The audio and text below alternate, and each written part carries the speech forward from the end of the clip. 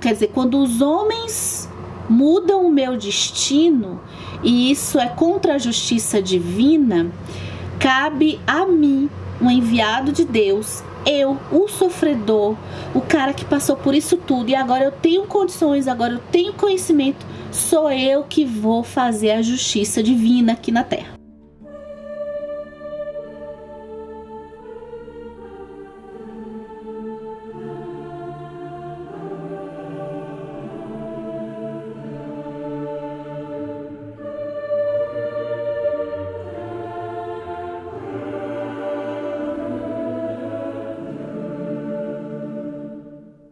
O Conde de Monte Cristo, esse livro aqui, escrito pelo escritor francês Alexandre Dumas, foi publicado no começo, assim, na primeira metade do século XIX e no formato de folhetins. Alexandre Dumas sempre vai ficar conhecido no nosso imaginário popular, especialmente acho que aqui no Ocidente, por conta dos Três Mosquiteiros, do Robin Hood e acho que menos no Conde de Monte Cristo. Esse aqui, ele foi o primeiro livro do autor que eu li e eu entendo o porquê essa coisa de que falam das aventuras, desse tom de aventura, desse tom que ele tem de contar histórias com personagens cativantes, porque é o que acontece aqui no Conde de Monte Cristo. O Conde de Monte Cristo, ele me lembra muito um tom de uma novela, e eu fui percebendo isso porque isso aconteceu, porque ele é assim uma história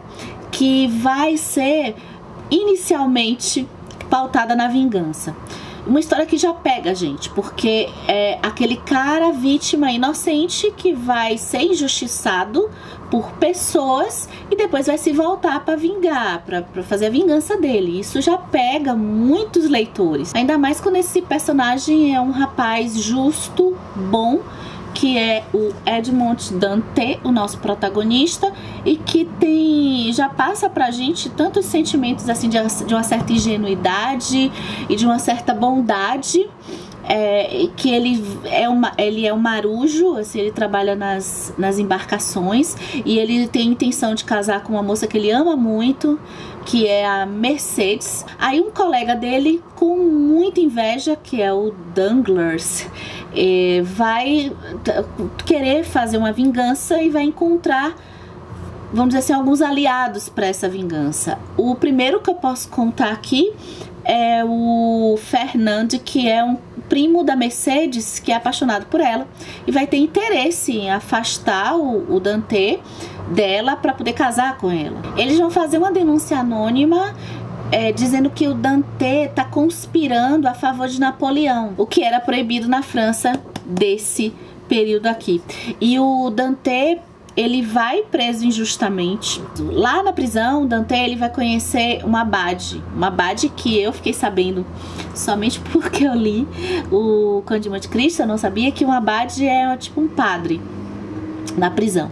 E o Dantès, ele não faz ideia. A gente sabe, como leitor, essa conspiração que foi feita, mas o Dantès não tem ideia do que foi feito. Mas ele conhece esse abade e esse abade traz para ele uma visão, de certa forma, mais madura e maliciosa das pessoas que estavam em volta dele quando ele conta a história dele pro abade.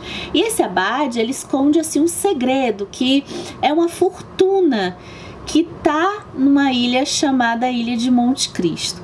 E em um determinado momento da história, o Dantès foge. Depois da fuga, o Dantès tem tudo, que, né, tem essa fortuna escondida, esse tesouro, e ele acaba vai voltar agora com muito poder, e anos depois ele passa, eu não lembro direito, mas é cerca de 7 anos preso.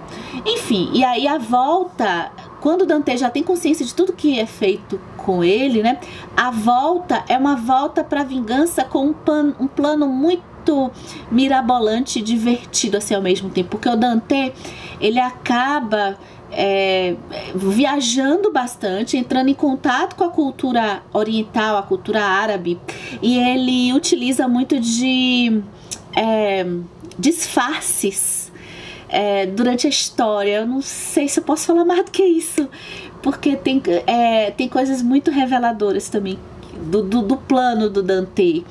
E acho que é o que eu posso falar do Conde de Monte Cristo em termos de enredo. Os personagens que são Dante, Mercedes, tem um vizinho dele também que é o Cadefort, tem o procurador, o Fernandes, tem o pai do Dante, e em determinado ponto da história a gente vai ver os sucessores dos inimigos do Dante, então os sucessores do Danglars, né, com quem o Danglars se casou, com quem o Villefort se casou, com quem a Mercedes se casou, tudo isso, e os filhos também com histórias muito interessantes quando Dante volta disfarçado. Isso é que eu posso falar, tá? Porque é o título, né? O Dante volta meio que disfarçado como Conde de Monte Cristo. Now on your home is a prison shadow deep. No! You spoke of escape. What do you want to buy? Revenge. Ladies and gentlemen, it is a great honor that I present the Count of Monte Cristo. You have him. Have discipline. Take what you have won. I can't. In return for your help, I offer something priceless. You're no more a count than I am a comrade.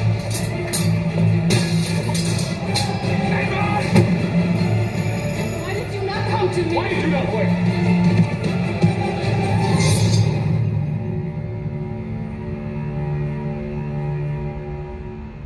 Se eu for pegar a história do Conde de Monte Cristo para traçar uma linha geral, eu queria saber de você isso também, assim, numa linha geral, em um assunto, o que você achou do que se trata o Conde de Monte Cristo?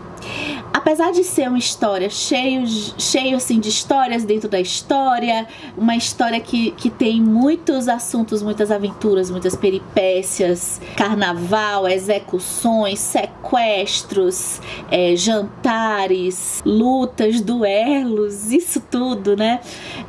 Ópera, tudo misturado aqui. Lendas também.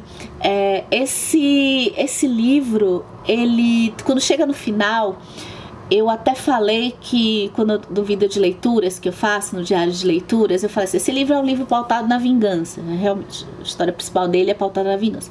Quando chegou ao final do livro, eu percebi que a pauta dele, no arco, quando a gente vai ver o arco do Edmond Dantès, do início até a final, eu acho que o livro, ele acaba tratando do tema da punição divina, porque o Dante, ele vai o tempo todo se ver como um cara que vem do destino de Deus, ou ele é o enviado de Deus, ele é o responsável para cometer a justiça divina.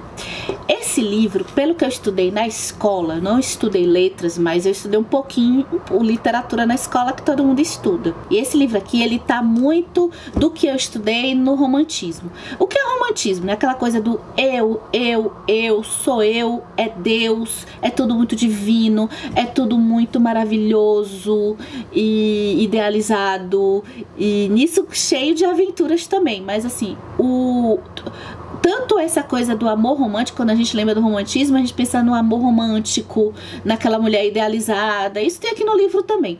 Mas no caso do arco do Dante, ele tem também aquela coisa do eu e do sofrimento do eu, e como Deus, quer dizer, quando os homens mudam o meu destino, e isso é contra a justiça divina, cabe a mim, um enviado de Deus, eu, o sofredor, o cara que passou por isso tudo, e agora eu tenho condições, agora eu tenho conhecimento, sou eu que vou fazer a justiça divina aqui na Terra.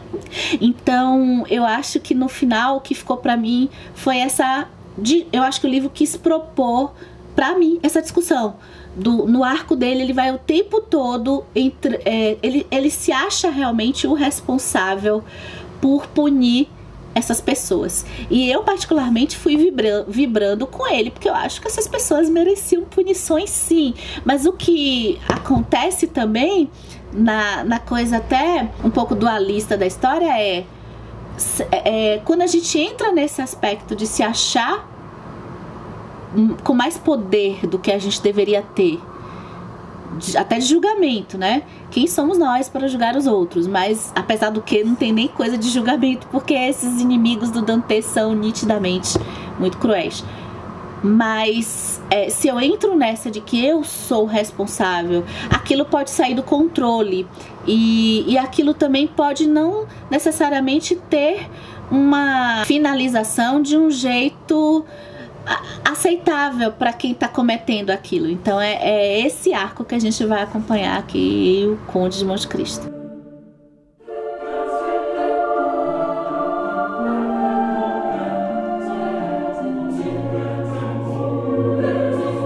O Conde de Monte Cristo tem uma coisa que eu gostei muito, que eu acho que está associada a essa coisa do romantismo.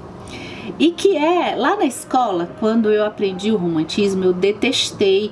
E eu acho que eu não gosto tanto quanto as histórias mais pro realismo.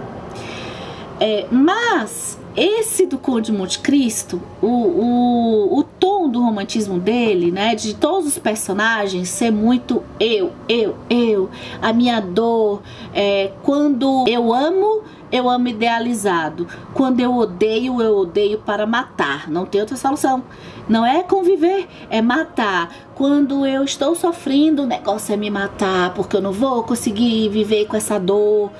E como eu tô lendo no século XXI, e eu não sei se quem leu, né, ou quem já leu histórias do romantismo percebe assim também. Pode deixar aqui nos comentários. No século XXI, eu acho que eu leio essas histórias que tem esse tom sem entrar na dramaticidade que eles pedem. Não sei se eu tô perdendo com isso na leitura ou se eu tô ganhando. Eu acho que eu tô ganhando de certa forma, porque eu me divirto. Essas coisas assim de elucubração, de envenenamento, de bem novelesca, que tem a ver com o romantismo, muito assim da novela mexicana, né? Eu achei que tem muito disso aqui.